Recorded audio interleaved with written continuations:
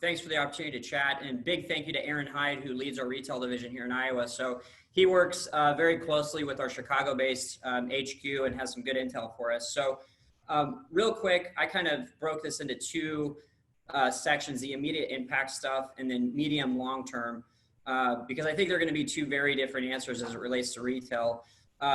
Jennifer Cooper was correct. You know, the biggest immediate impact we've seen is rent relief. If you have customers that enter your space, they can't do that today for the most part.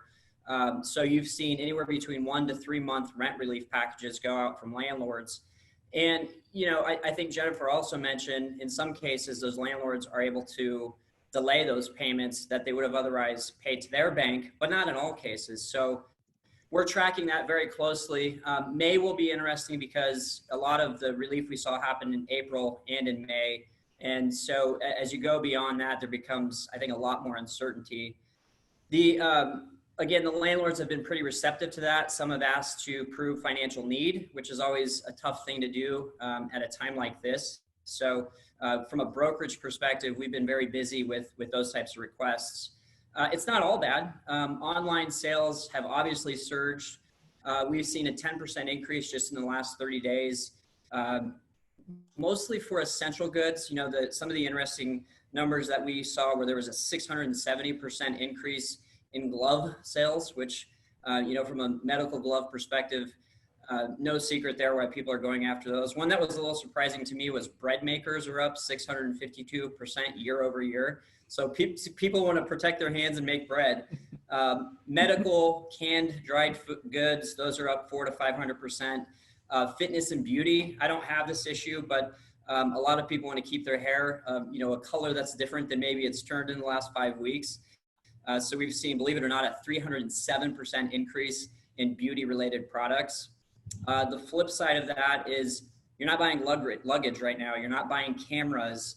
Swimwear was down, which maybe that'll pop back up, you know, now that it's not snowing outside. But, you know, bridal and event stuff is also down. You know, birthday parties. We had to cancel my son's birthday party a few weeks ago. And, you know, guess what that means? We're not buying hats and streamers and all the stuff that goes along with that. So in the short term, those have been hit pretty drastically. But overall, retail sales are up. Companies that operate brick and mortar are morphing. So grocery is way up, obviously. You know, that said, it's a different experience than it was. Whole Foods came out with a concept where they've essentially converted a lot of their locations to online sales and pick up in the parking lot. Hy-Vee was really ahead of that trend. So they've done a nice job of trying to keep up with that.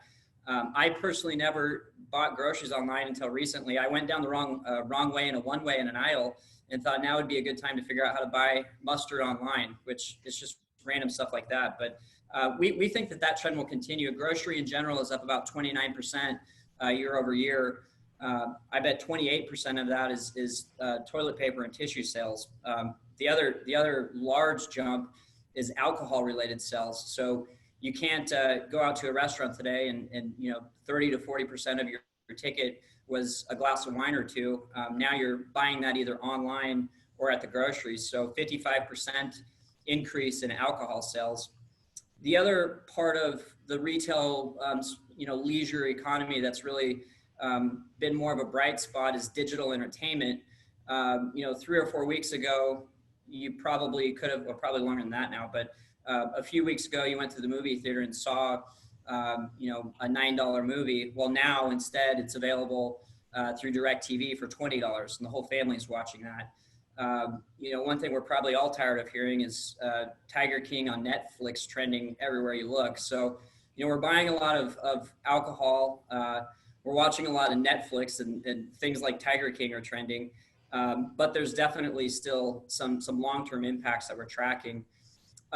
We track China and Europe very closely.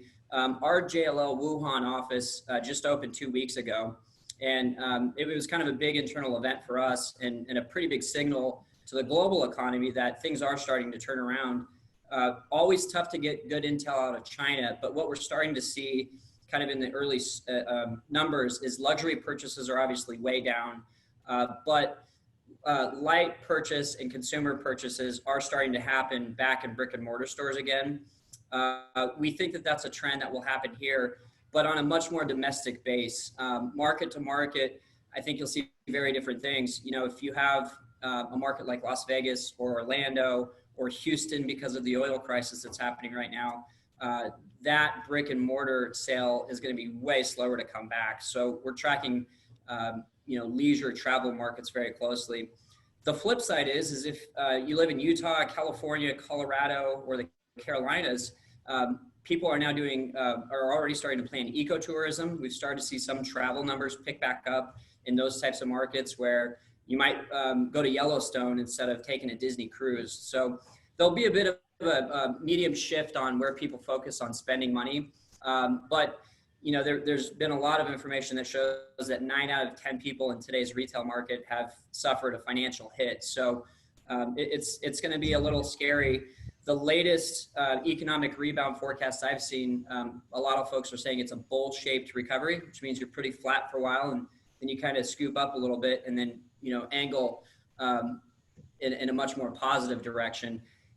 At one point it was 6 months, at one point it was 3 months, and the latest I've seen is it could be 6 to 8 months. So I think there's still a lot of unknowns out there, but there are plenty of resilient sectors. There are other at-risk sectors that we think will tighten up in the shorter term. Keep a close eye on the anchor retailers. Neiman Marcus just came out a few days ago with a pretty big issue with missing a debt payment. JCPenney the week before that, and that's really just an expedite of some of the challenges that we've seen in the big anchor stores, just moving a lot faster. So a lot of uncertainty, not all bad news, weird news with a lot of alcohol and Tiger King.